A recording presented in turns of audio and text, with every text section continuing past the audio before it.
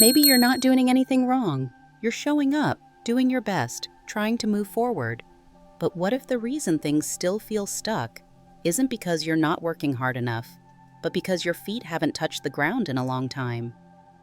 They used to call it the lotus heel. Now it's sneakers, Crocs, office floors, and days that blur together. People switch jobs, move homes, change everything, and still wonder why nothing's flowing. Tina's one of them. She's 42, lives in Seattle, works in HR, takes care of her aging mom, and feels like she's been on the move for years. 3 jobs in 3 years, 2 moves, 1 body that never seems to rest. And her heel? It's been hurting for 3 years straight. Doctors can't find anything wrong. But she wakes up every morning feeling like she's falling through the floor. It's not burnout, it's something deeper. And maybe it didn't start with her job, her home, or her schedule. Maybe it started where she stopped paying attention, her feet. If you've ever had unexplained heel pain, or just felt like you've been going and still not getting anywhere, drop a "ground me" in the comments. Let's talk about what it really means to walk with roots. Now let's start with the very thing we usually overlook, the heel. You can fix your house, but what if the disconnection starts from the bottom of your feet? Tina used to think her space was fine. The apartment was clean, organized, efficient, vinyl floors, neutral colors, indoor slippers by the door, no mess, no chaos. And yet, nothing felt grounding. We don't always notice how much we've stopped touching the earth. We live up high, we wear rubber-soled shoes all day, we sit more than we stand, and when we move fast. The body is still here, but the energy never makes it home. She worked in HR, sat behind a desk 8 hours a day, Crocs in the office, carpet at home. She hadn't walked barefoot outside in years. She never thought that mattered, but energy doesn't just flow where we want it to. It flows where it's invited. And when your heels never touch real ground, your roots don't either. A few weeks ago, a friend sent her an article on energy centers in the feet. It said, the heel is the grounding point of the body, a place where earth energy enters, if it's allowed to. Tina brushed it off at first, but something about it stayed with her. What if it wasn't just heel pain? What if it was a signal? She started walking barefoot on her balcony each morning, just 5 minutes. At first, it felt awkward, cold, a little pointless, but slowly, something shifted. Her steps felt heavier, in a good way. Her mind didn't race so fast. She started noticing birds. Before, she woke up already anxious. Now, she sometimes stood still. The floor hadn't changed, but maybe she had. We often forget that grounding isn't just about feeling calm, it's about getting our energy back, about reclaiming what's been scattering because we're always hovering above something, but never quite on it. Could it be that the more disconnected our feet become, the more scattered our lives feel? If the home is where energy rests, the heel is where it begins. And maybe the reason Tina's fortune always felt cut off was because her energy never made it far enough down. Not into the earth, not into herself. The house wasn't the problem. It was the space between her heel and the ground. And this was only the beginning. Because once the heel remembers the earth, everything else starts asking to come home too. Now, the next part of Tina's story doesn't start with her feet, but what's under them. Let's look at what her soles were really saying. Your soles remember things your mind forgot. It started with a bump. Tina was in the shower, half awake, washing her feet like always. But that morning, her thumb hit a small knot under her left foot, a hard spot she'd never noticed before. Not painful, just off. She pressed into it a little. There was a dull ache, not sharp, but deep. Somewhere between physical tension and emotional static. We think pain is always injury. Sometimes it's information. Later that week, she ended up at a small reflexology clinic, the kind you pass 100 times and never think to walk into. The woman there, Linda, didn't say much at first, just took Tina's foot, pressed here, then there. then right into the same spot she'd found in the shower. Tina flinched, not from pain, but from something else, like something unsettled had just been found. Linda looked up and said, "That point connects to your tailbone, your root. It's not just physical, it's ancestral." Tina didn't know what to do with that. She wasn't a spiritual person. She didn't believe in energy maps. But belief doesn't always matter. The body knows what the mind avoids. Over the next few days, that one spot kept calling her back. She'd rub it gently before bed, sometimes while sitting at her desk, once while waiting in traffic. Each time, something stirred. She started sleeping differently, deeper, heavier. Dreams came more vivid. Memories from years ago resurfaced, uninvited but clear. Before this, her feet were just feet, just things that took her places. But now, it felt like her body had a message, and her soles were where it hid. We forget that the bottom of the foot holds over 7,000 nerve endings, each one connected to somewhere else in the body. If the body is a map, then the soul is the legend. What if the heel isn't the only signal? What if every knot, every ache underfoot is a pin dropped somewhere on the map of a life we haven't fully lived? Maybe that's why the pressure builds there. Not because we walk too much, but because we've left too much unwalked within. She didn't need to believe in anything, just needed to listen. And for once, her body felt like it had a voice she could hear.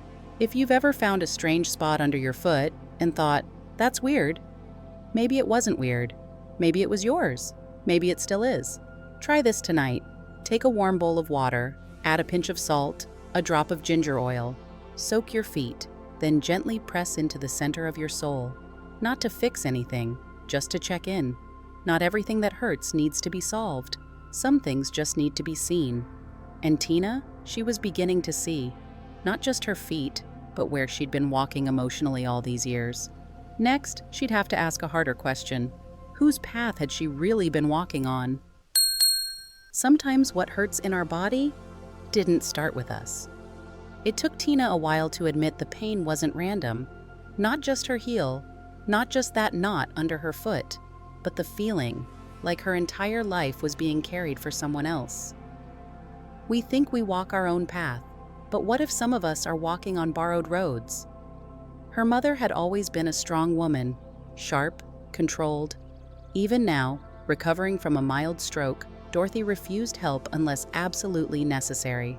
But late at night, she talked in her sleep. Sometimes Tina heard her whispering names, people she'd never met. Other times, she'd mention the old house back in Arkansas, even though they'd left that place decades ago. One night, Tina woke to her mother mumbling, "You keep running, but you're not the one being chased." She didn't know what to make of it, but something inside her paused.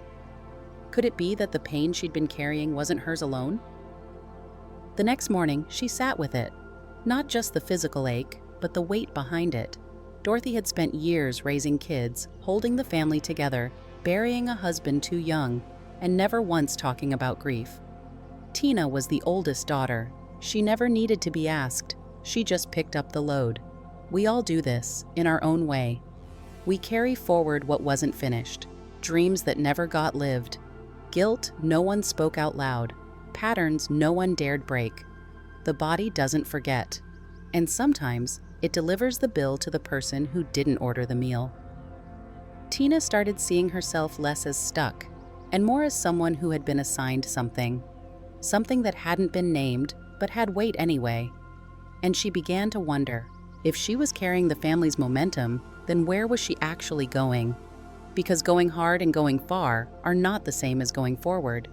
And maybe this was why she always felt like she was chasing something, but couldn't say what. We inherit more than eye color or bone structure.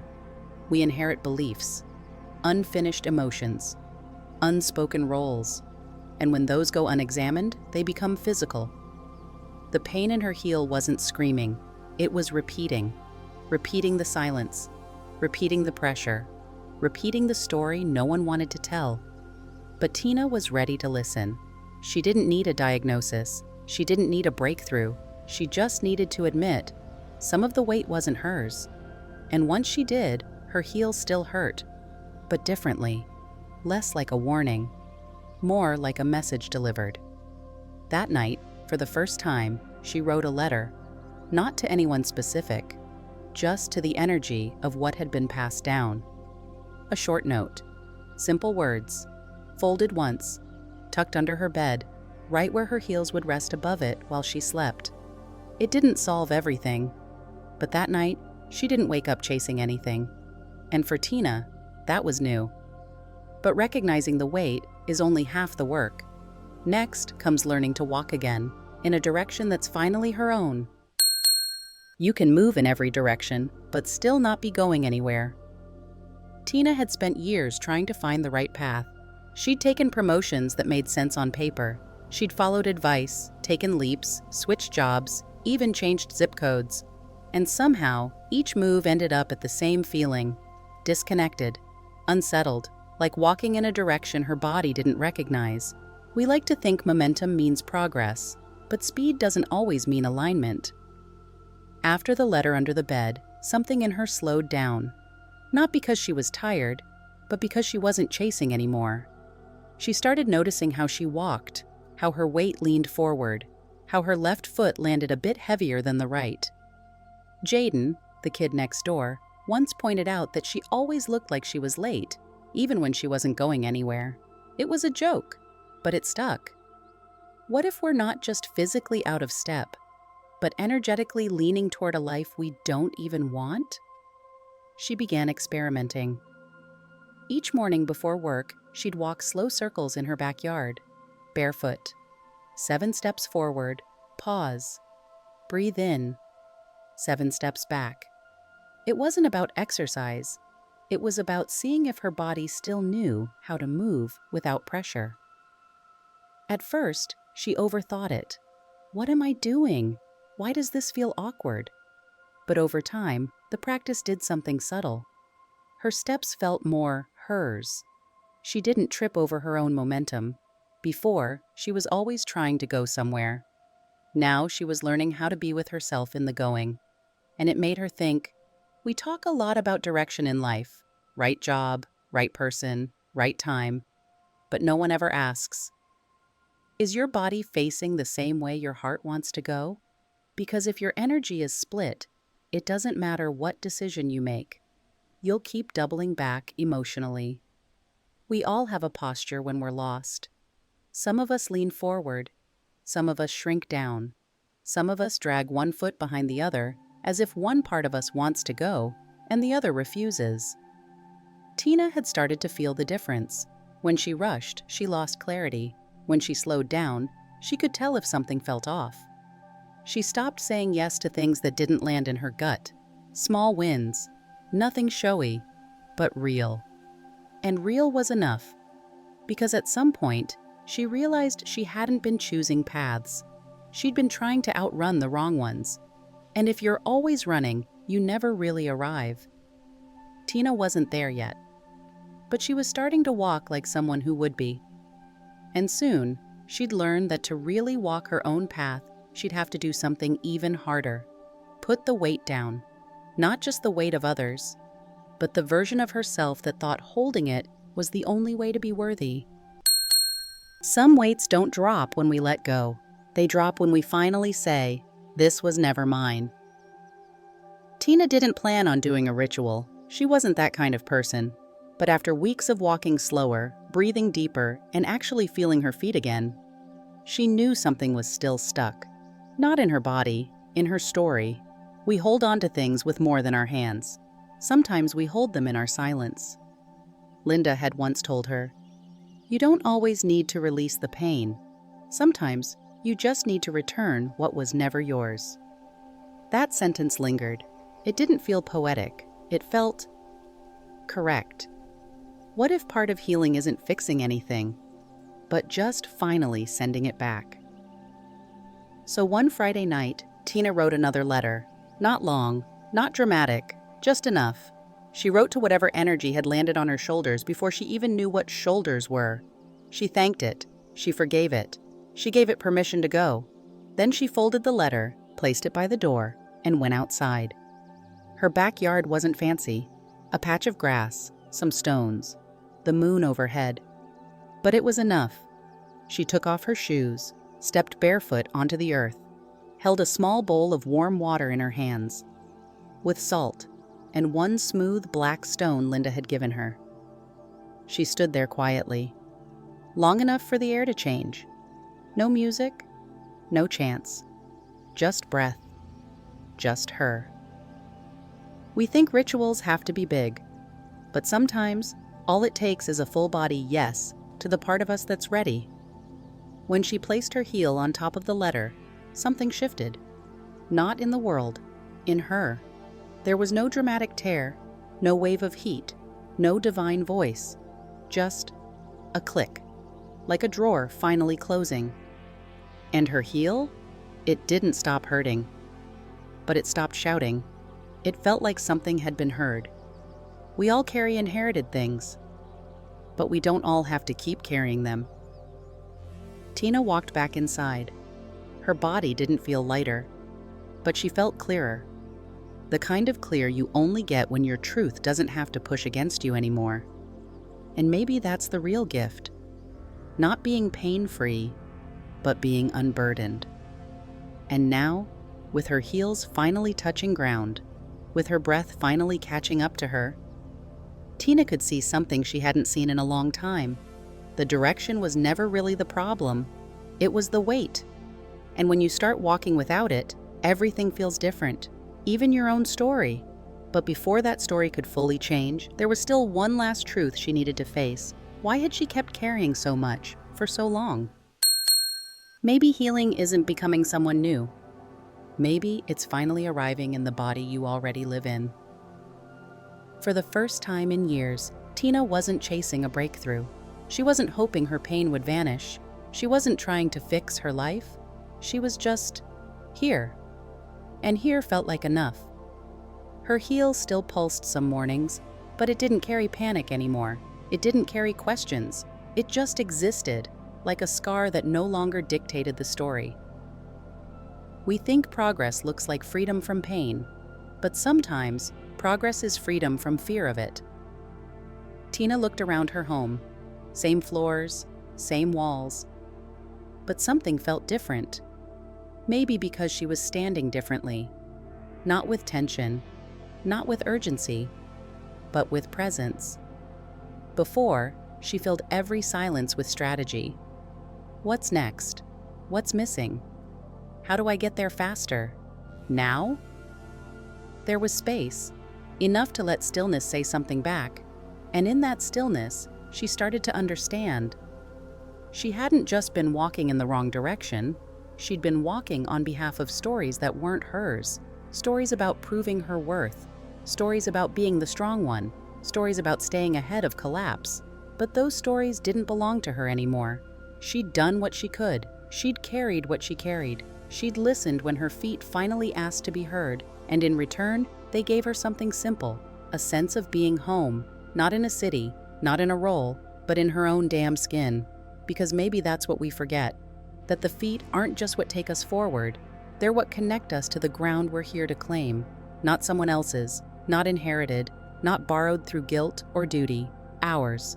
And if we can feel that, really feel it, then every step becomes something else entirely. Not a task, not an escape, not a means to arrive, just a return. A slow, honest return to the self we were never supposed to leave in the first place. And for Tina, that was more than enough.